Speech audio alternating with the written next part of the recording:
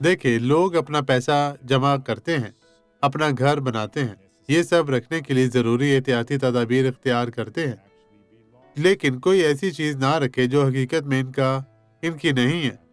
امثال باب 4 آیت 23 میں دیکھیں، اپنے دل کی خوب حفاظت کر، کیونکہ زندگی کا سرچشمہ وہی ہے۔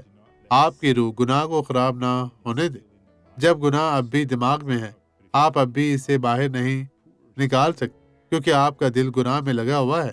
اس لیے خود کو ہر طرح کی بدی سے پاک رکھنے کے لیے خدا کے پاک کلام کو پڑھیں اور خدا سے دعا کریں کہ اس کا کلام آپ کے دلوں میں، آپ کے دماغ میں ٹھہرا رہے، تاکہ بدی کی کوئی گنجائش نہ رہے۔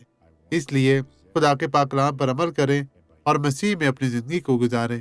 خدا یسوع ناصری آپ اور آپ کے گھرانے کو بہت برکت دے۔ خدا تیرا شکر ہو۔ آئے دعا کریں۔ باپ، جو کچھ ہم نے یہاں تیرے پاک کلام میں سے سیکھا اور پڑھا ہے، خدا تو اس پر عمل کرنے کی ہمیں توفیق دے۔ بدی، میں اب تجھے حکم دیتا ہوں کہ تو اپنا سب کچھ لے اور ہمیشہ کے لیے ان کی زندگی سے، ان کے گھرانے سے ہر طرح کی رکاوٹ، جادو ٹونا کے تمام اثرات، شوگر، کینسر جیسی لعنت اور جو بھی تو نے ان کی زندگیوں میں رکھا ہے شیطان، میں تجھے حکم دیتا ہوں کہ ان کی زندگی سے لے اور چلا جا، غائب ہو جا اور کبھی بھی واپس نہ آنا۔ میری بات کو اچھی طرح سے پلے باندھ لے، کیونکہ میں خدا کے خادم کی حیثیت سے تجھے یسوع کے نام میں حکم دیتا ہوں، اور آپ کہیں میں ایمان رکھتا ہوں۔ خداوند آپ کو برکت دے، مسیح یسوع ناصری کے نام میں۔